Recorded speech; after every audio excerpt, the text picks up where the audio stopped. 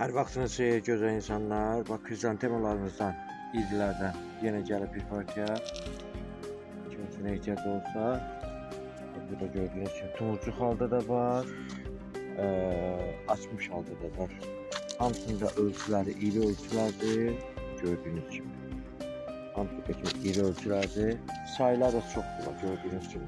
2 manatıqlardan da varımızdır, yəni ondan da fərqli ölçü varımızdır. İri başlar gəlib, bax burada. Burada gördüyünüz kimi iri başlar gəlib. Və bax burada görürsünüz. Bunlar hamısı qonçadadırlar. Yəni ilə belə 2 ayın arasında sizə qalacaq. Bir də böyük ölçülər var burada. Kiminə ehtiyac olsa, buyurub əldə edə bilər. Hamısının ölçüləri gözəldir.